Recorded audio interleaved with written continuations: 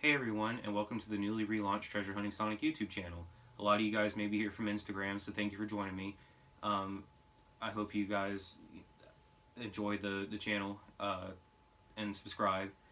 Uh, Current time of recording, I have 1,250 items in the collection, so I got plenty of stuff to show you guys, for a long time to come. Uh, for the contest winners, thank you again for designing my logo and my banner.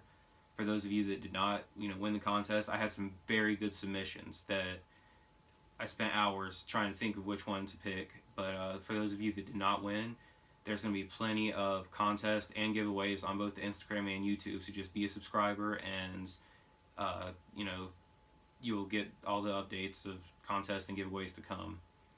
But I hope the YouTube channel does take off. I've got a lot of great plans for you guys. I've already got some guests lined up that have shown interest in coming. One of them being Sonic the cosplayer. Corey Marv from Sega Bits has shown interest in coming, and I hope to one day, maybe have Sonic comic artists on here. You never know. The possibilities are endless. But jumping right in, the first thing I wanted to show you guys is some original art from the Archie Sonic comics. So this is the first piece I wanted to show you guys. It's one of my more recent. I got this one around Christmas. It's done by Tracy Yardley, who's probably my current favorite artist that's working on the comics right now. I have a lot of pieces by him that we'll get to, but this is from Sonic Universe, from the Total Eclipse arc. It's issue 67, page 7. Now, if you guys don't know much about original comic art, it's just the page that the artist drew. A lot of different people go into making one page. There's an artist, there's a colorist, which right now in Sonic Universe, I think the primary colorist is Matt Herms. And there's a letterer who does, all the dialogue for the characters. And then there's obviously the writer, who I think currently is Ian Flynn. But this is Tracy Yardley's drawing, the page. You can see it has no color, no text, nothing. And the Total Eclipse art featured Knuckles. There's the Chaotix on there. There's Charmy, Vector, and Espio. There's Chip. I don't remember this art too well, so I'm not really sure what the story was about. But that's the only page I have from the art. But moving on, some very cool pages. These are some of my favorite items in my collection. These are from the latest issue of Sonic, number 290. And it's that classic art they're doing, Genesis of a Hero. And they're pages 14 and 15, and they're both Sonic CD themed. Sonic CD is my second favorite Sonic game, so I was very happy to get these. And it features Sonic running through each of the zones from Sonic CD, which I think is like really cool. And these looks really good once they were colored and actually in the issue. But hope you guys can see that. Sorry, I'm not used to this yet. You can see the future and the past signs. You can see there's a little Metal Sonic hologram here, right down here. And in one of the panels, which one? The one up here on this page closer to me is supposed to be Wacky Workbench Zone. And the third one on the bottom on this page is him destroying one of the capsules at the end of the level. I think these are really cool. I'm very glad to have got these. I got a great deal on them too. And then moving on, the next one is page 19 from that same issue, and it features the end of Sonic CD where Sonic finds Amy tied to the post, and rescues her. Little hearts there when she grabs onto you at the end of the game. And then Robotnik, and this or Dr. Eggman, I'm sorry, and this drawing of Dr. Eggman he based off the OVA ending, where he has the time stone, he's flying away, and Sonic throws the rock, it goes up the side of the cliff and destroys him. Little silhouettes of Sonic and Amy down there. I'm really happy to have these pages. They're really cool. And I mentioned Sonic CD was my second favorite Sonic game. A lot of people can't believe this, but my first favorite Sonic game is Sonic R. I know a lot of people hate that game. Just the soundtrack, the time period when I first played it brings back a lot of very good nostalgic memories.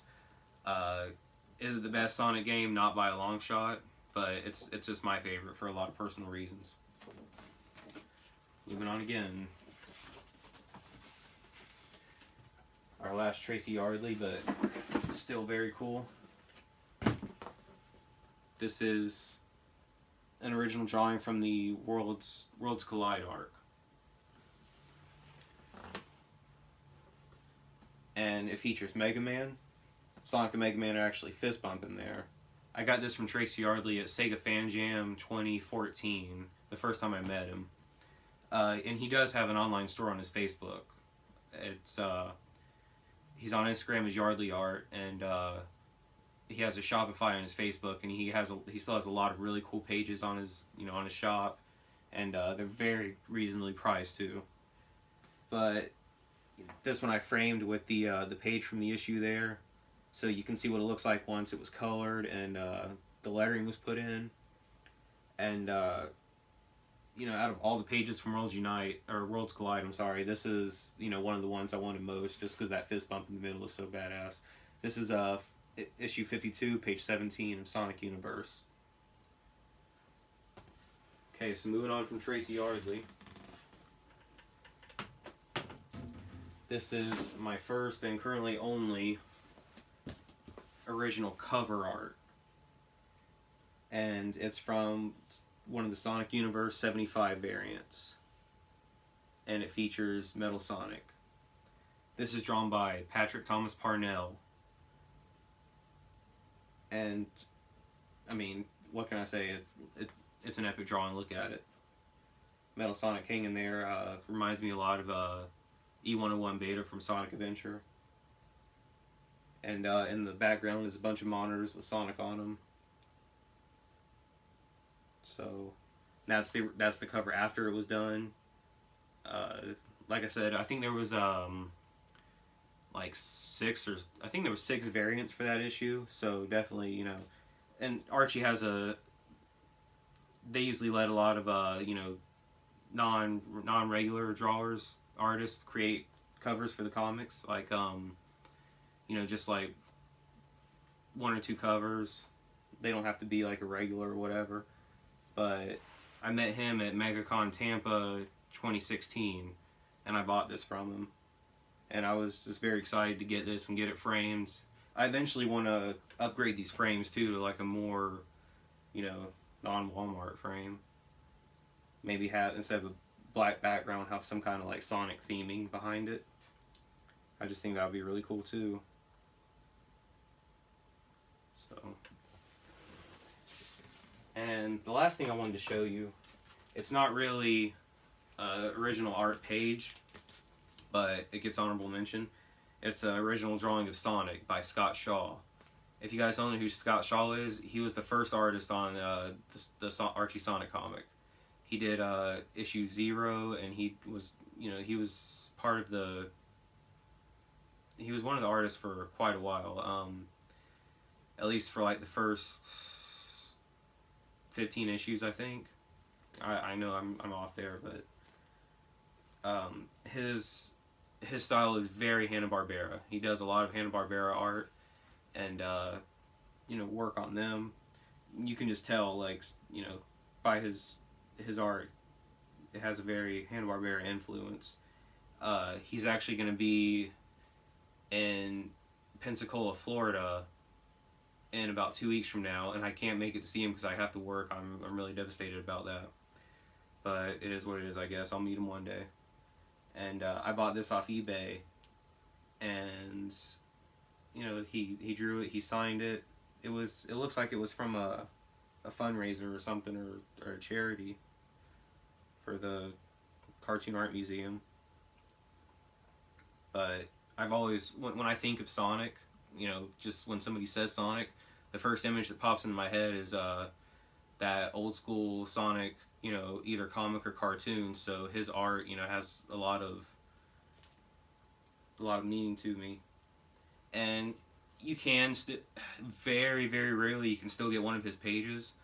A page from issue 0 sold last year for $800, so if you do manage to find one of his pages, they're going to be very expensive, but still cool, nonetheless.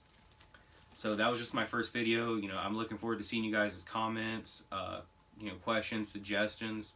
Please feel free to let me know in the comment section, and please hit that subscribe button, and I'll see you guys soon.